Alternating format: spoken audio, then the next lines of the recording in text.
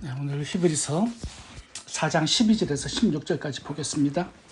어제 저희들이 하나님께서 주시는 안식을 얻는 비결로 말씀에 대한 순종과 믿음을 살펴보았습니다. 하나님이 천지 창조를 하신 후에 제7일째 되는 날 안식하셨습니다. 아담과 하와를 창조하시고 하나님의 안식에 초대해 주셨습니다. 그리고 하나님께서 아담과 하와에게 하나님의 안식을 누리는 비결에 대해서 말씀을 해주셨는데요. 그것은 하나님의 말씀에 대한 순종이라고 알려주셨습니다. 그래서 선악과를 따먹지 말라고 하셨죠. 아담과 하와가 선악과를 따먹고 범죄했을 때 그들이 누렸던 이 안식이 깨어져 버립니다. 에덴 동산에서 쫓겨나고 수고와 땀과 고통과 죽음이 지배하는 인생을 살게 됩니다. 출애굽한 이스라엘 백성들에게도 하나님께서 가나안 땅의 안식을 약속하셨습니다. 그 안식을 얻는 비결도 역시 순종입니다. 근데 이 출애굽한 이스라엘 백성들을 보면 늘 원망불평하죠.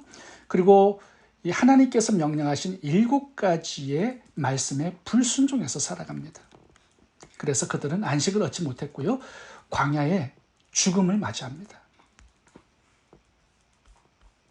우리들도 마찬가지입니다. 하나님께서 영원한 천국 안식을 우리들에게 약속하셨습니다. 그 영원한 천국의 안식을 얻는 비결이 무언가? 하나님의 말씀에 대한 순종이라는 거죠.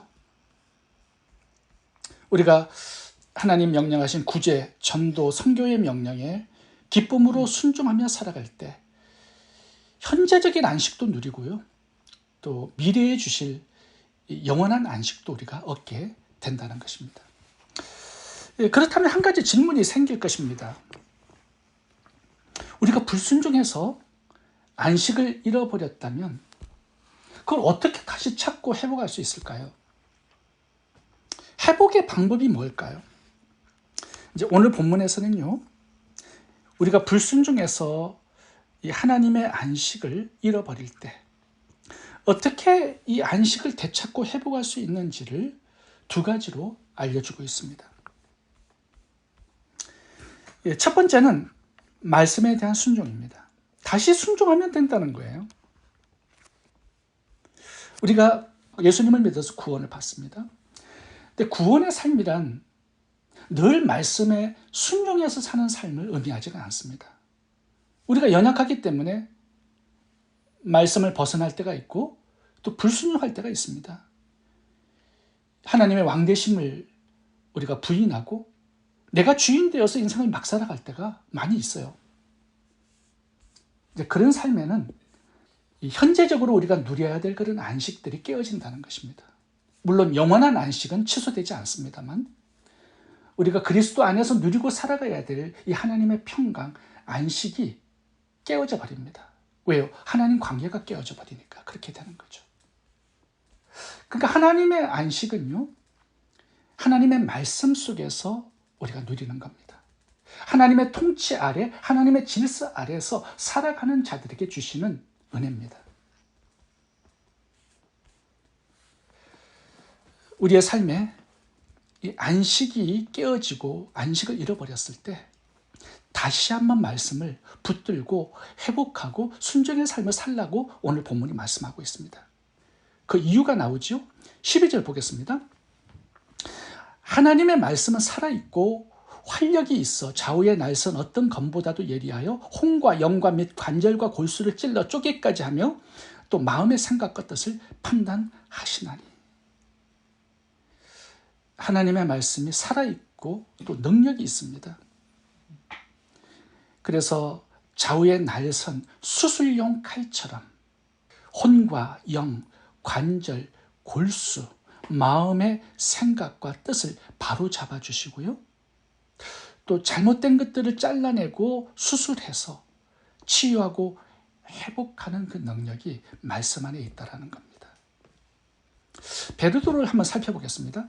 베드로가 예수님을 3번이나 부인하고 저주했습니다. 그렇게 했을 때 베드로가 누려야 될 안식이 깨어졌을 겁니다. 어떻게 베드로가 회복했을까요? 베드로가 예수님이 하신 말씀이 생각났기 때문입니다. 닭 울기 전에 네가 나를 3번 부인하리라. 이 말씀이 생각나서 밖에 나가서 심히 통곡하였다라고 말씀합니다. 베드로는 예수님이 십자가에 달리실 때 도망갔습니다. 그래서 갈릴리 바다로 가서 고기를 잡고 있었습니다. 예수님께서 부활하셔서 베드로를 찾아가셔서 질문하시죠. 요한의 아들 시몬아, 네가 나를 사랑하느냐? 내 양을 먹이라, 내 양을 치라. 베드로가 회복하는 그 시점을 보면 이 주님의 말씀이 들어갔기 때문입니다. 이 주님의 말씀이 베드로를 다시 한번 살아나게 하고요, 회복시키고 위대한 사도로 출발하게 합니다. 하나님의 말씀에 이런 능력이 있다는 거, 오늘 본문이 말씀하는 거죠. 수가성 여인도 마찬가지예요. 5번 남자를 바꾸어 보았지만 행복하지 못했습니다. 안식이 없는 삶을 살아간 거죠. 예수님을 만나서 예수님과 대화를 나눕니다. 예수님의 말씀을 들어요. 그 어떤 것도 수가성 여인을 변화시키지 못했지만 예수님의 말씀이 들어가자 즉시 삶의 변화가 찾아왔습니다. 주님의 말씀이 살아있고 능력이 있어서 수가성 여인의 혼과 영과 및 관절과 골수, 마음의 생각과 뜻을 바로잡아 주셨기 때문입니다. 근데 가룟 유다는 그렇지 못했어요. 가룟 유다는요, 예수님께서 상당히 많이 신경을 쓰셨습니다. 가룟 유다의 발도 씻겨주시고 나는 이미 너를 용서했다라는 사인을 주신 거죠. 성찬식을 하면서 네가 나의 살을 먹고 피를 마셨다. 내 생명이 너 안에 있다. 너 죄를 회개해. 이런 사인을 주신 거죠. 그런데 가룟 유다는 예수님의 말씀을 듣고 순종하지 않았습니다. 예수님의 통치 아래에 들어가지 않았습니다. 주님의 말씀이 살아있고 능력이 있지만 가룟 유다에게는 수술용 칼이 되지 않고 심판용 칼이 되어버린 겁니다. 왜 그래요? 말씀에 순종하지 않았기 때문이죠. 주님은 마지막 계시록에서 라오디게아 교회에게 말씀을 주셨습니다. 너의 미지근함, 너의 게으름, 그게 너의 영혼을 병들게 하고 죽이니까 너 회개해. 열심을 품고 하나님을 섬겨. 라오디게아 교회는 말씀을 붙들고 회개하지 않았고 순종하지 않았습니다. 불순종하면 안식을 잃어버립니다. 근데 그 잃어버림이 문제가 되지 않습니다. 왜요? 말씀을 다시 붙들고 회복하면 되니까요. 하나님 말씀은 살았고 운동력이 있습니다. 우리의 혼과 영과 깊은 관절과 마음의 생각과 영혼까지 수술해서 치유하고 회복시키는 능력이 있습니다. 이 하나님의 말씀을 사랑하고 묵상하고 붙들고 순종하는 자에게 하나님은 회복의 은혜를 주시는 것입니다. 두 번째, 안식을 회복하는 비결은 은혜의 보좌 앞으로 담대히 나가는 것입니다. 15절부터 읽겠습니다. 우리에게 있는 대제사장은 우리의 연약함을 동정하지 못하시리가 아니요 모든 일에 우리와 똑같이 시험을 받으신 이로되 죄는 없으시니라. 그러므로 우리는 긍휼하심을 받고 때를 따라 돕는 은혜를 얻기 위하여 은혜의 보좌 앞에 담대히 나아갈 것이니라. 예수 그리스도를 대제사장으로 표현했습니다. 15절 보시면 우리에게 있는 대제사장은, 예수님은 우리의 깊은 고통을 아세요. 인간이 되어서 33년의 생애를 살아보시면서 십자가에 달려 극한의 수치와 고통을 당해보셨기 때문에 우리의 그 고통, 연약함, 문제, 괴로움 다 아십니다. 우리의 문제를 해결할 수 있는 능력을 가지신 하나님이시죠. 그분이 보좌에 앉아 계시는데 예수님을 찾아 나오는 자들에게 은혜를 주시겠대요. 그래서 예수님의 보좌를 은혜의 보좌라고 말씀하고 있는 것입니다. 이 은혜의 보좌에 우리가 예수님을 찾아갈 때 어떤 일이 일어나는가? 인간 대제사장과 예수님의 대제사장 됨을 비교해 놓았는데요. 차이점이 한 가지가 있습니다. 인간 대제사장은 1년에 한 차례 7월 10일 날 대속죄일에 한 번만 죄를 처리합니다.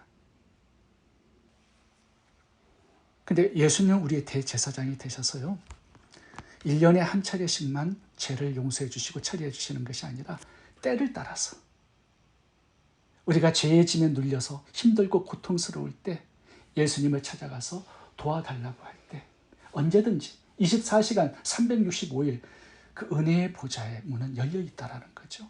그래서 우리를 항상 만나 주시겠대요. 우리를 도와주시겠대요. 한 가지 조건은 찾는 자에게 그렇게 하시겠다라는 겁니다. 이 주님의 은혜의 성격을 잘 알고 있었던 사람이 한 사람 있습니다. 다윗이에요. 다윗이 하나님의 은혜가 어떤 은혜인지를 잘 알고 있었습니다. 근데 시편 31편 19절에서 이렇게 고백합니다. 주를 경외하는 자를 위하여 쌓아두신 은혜, 곧 주께 피하는 자를 위하여 인생 앞에 베푸신 은혜가 어찌 그리 큰지요. 이것은 다윗이 사울에게 피하여 도망다니면서 받았던 하나님의 은혜에 대한 체험을 신앙 고백하는 거예요. 근데 다윗은요, 이것을 알았습니다. 하나님의 보좌에 쌓아두신 은혜가 너무 많다라는 거 알았어요. 근데 그 은혜를 누구에게 주시는지도 알았습니다. 주께 피하는 자. 그 은혜를 사모하고 그 은혜를 구하여 하나님을 찾는 자들에게 하늘에 풍성하게 쌓으신 그 은혜를 내려주시겠다고 말씀하고 있는 거죠. 제가 아는 목사님의 간증입니다. 주일 예배를 드리고 있는데 새로운 성도님이 한 분 오셨어요. 한 자매님인데 배가 나온 임신부였습니다. 예배가 끝나고 그 자매님이 오셔서 목사님과 대화를 나누고 싶다고 해서 대화를 나누었어요. 이야기를 들어보니까 나이는 21살이고요. 한국에서 결혼을 약속한 남자가 있었는데요. 혼전 임신을 하게 된 것입니다. 근데 그 남자가 미국에서 애를 낳아 키우자고 얘기를 해서 함께 미국에 와서 아파트를 얻었어요. 출산을 3주 남겨두고 있었습니다. 남편은 잠시 한국을 다녀온다고 갔는데 소식이 없어요. 도망간 거예요. 그리고 한 여자로부터 한국에서 전화가 걸려왔는데요. 그 여자가 남편의 이름을 대면서 그 남자가 자기 남편이라고 얘기를 한 것입니다. 나중에 알고 보니까 유부남이었어요. 자신을 속이고 사기 연애를 한 것입니다. 임신을 하니까요, 미국에 갖다 버린 거예요. 그 자매님의 상처. 목사님과 대화하면서 계속 눈물을 흘리셨는데요. 불법 체류자가 되었고요. 아파트에 낼 돈이 없어요. 3주 후면 아기가 태어납니다.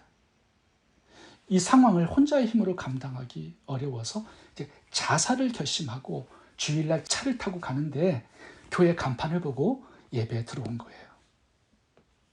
그날따라 목사님의 설교 제목이 뭐냐 하면 죽고 싶을 때. 이 제목으로 설교를 하시는데 그 자매님이 들어야 될 메시지를 하나님께서 들려주신 거라 생각을 합니다. 그 자매님이 목사님의 설교를 듣고 자살하지 않기로 결단을 하고 어떻게 해서든 살아보려고 이제 결단을 한 거예요. 목사님과 함께. 그래서 목사님께서 기도해 주시고 위로해 주시고 3주 후에 이제 아기가 태어났고요. 새로운 삶을 살아갈 수 있도록 목사님께서 많은 도움을 주셨습니다. 지금도 잘 살고 계세요. 인생이 이게 극적으로 갔다가 다시 회복된 케이스죠. 그 자매님의 회복의 이야기를 이렇게 보면 한 가지가 있습니다. 하나님을 찾은 거죠. 하나님께 피한 거죠. 하나님은요, 부어주시기 위해서, 베풀어 주시기 위해서 쌓아두신 은혜가 많아요, 하늘에. 근데 누구에게 베풀어 주시느냐? 찾는 자에게, 은혜를 사모하는 자에게, 보좌 앞에 나오는 자에게 하나님께서 그렇게 하시겠다라는 거죠. 그래서 오늘 본문에서 이렇게 말씀하는 겁니다. 다시 한번 읽겠습니다. 히브리서 4장 16절. 그러므로 우리는 긍휼하심을 받고 때를 따라 돕는 은혜를 얻기 위하여 은혜의 보좌 앞에 담대히 나아갈 것입니다. 쭈삣쭈삣하지 말고 담대히 나오라는 거예요. 왜? 쌓아두신 은혜가 많기 때문에. 한나가 기도했을 때 때를 따라 돕는 은혜를 얻었죠. 사무엘입니다. 야베스가 기도했을 때 하늘에 쌓아두신 풍성한 은혜를 하나님께서 베풀어 주셨습니다. 복에 복을 더하여 주셨고요.